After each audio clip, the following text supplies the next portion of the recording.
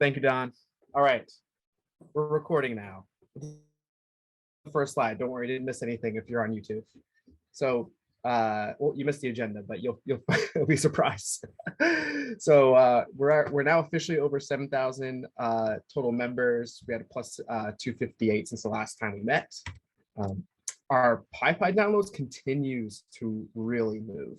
We're up another million on the last month, 1.2, almost 0.3, which is incredible. So very exciting to continue to see that growth, which means more great things for the open source Great Expectations. So probably the most important slide, just want to give some thanks and kudos to some recent contributors.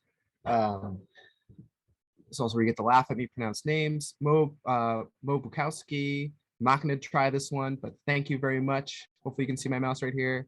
And then Andy Jessen. So shout out to some of our top Slack supporters. Big shout out to Veronica Moy, who's been super active in the chat. And then some new people who are helping out in Slack, like Daniel and Mamu. So really, thanks so much. Oh, I have John on here twice. Congratulations to John. John 2 times. Good job. All right, cool. Just one more quick thing before I hand it over to Don. I just wanted to point out that all the expectations from the hackathon are now in the gallery. We went from 125 to 265. So please go check out the gallery. There's tons of awesome expectations in there, and contribute some of your own. So yeah, that's it for me. I'm going to hand it over to Don. Hey, so talking about the Great Expectations roadmap. The nice thing about roadmaps is that they don't change that much. So some of this will be a repeat of before, and that's kind of a good thing. So the way that I frame our roadmap and what we're hoping to deliver is around this statement, looking for this to become true, that it's Great Expectations is powerful and expressive. After years of development and widespread adoption, the core APIs are robust, stable, and thoroughly tested, and it's easy to get started. So kind of looking over the year and what we've done. On the next slide, Kyle. We've made investments in docs and developing guidance for new expectations that were featured at the hackathon. We shipped the V15 release to introduce code standards and standards way of deprecating code, as well as to mark the retirement of Python 3.6 support. That's what warranted the minor version bump. And with the V15 release, we also continue to expand the capabilities of profilers and data assistants. And if you've monitored the point releases through V15, you'll see the volume data assistant drop and a lot of work that we're doing around the onboarding assistant, which will be the next big one that's coming.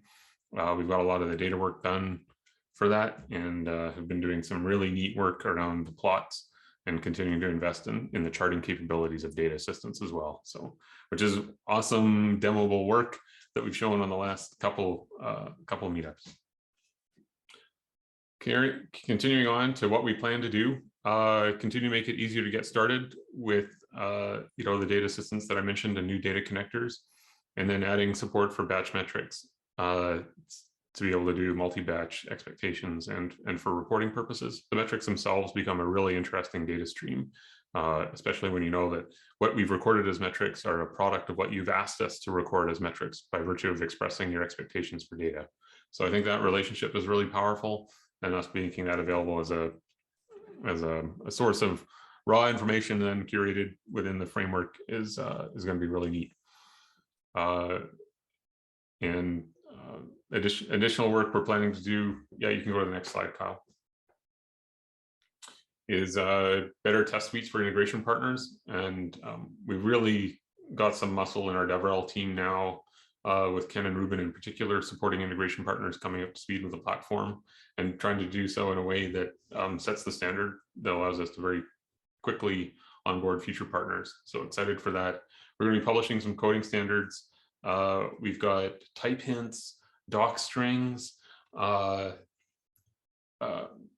kinds of things that different references between our docs and our code that we're continuing to make better. So we've put in constraints within our CI process that accepts PRs into the develop branch, saying that, hey, if you're adding code, it needs to enrich our type hints, it needs to enrich our doc strings, it needs to ensure that our documentation code references are maintained and whatnot, and so that there's never any backsliding, and with every commit, the threshold of tolerable code that is missing type hints or missing doc strings, that threshold is continually dropping, with the goal of targeting 0 there.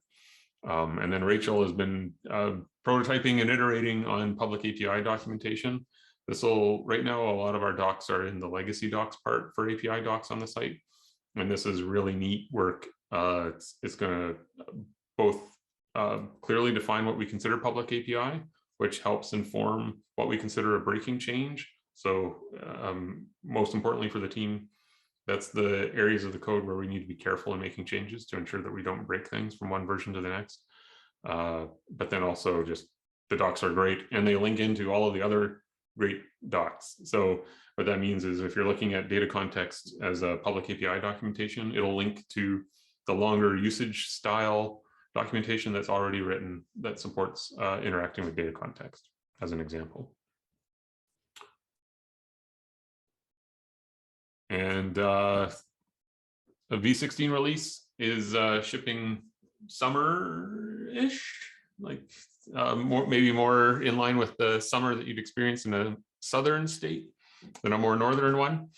That'll include the metric store and the new data connector work. And that's it.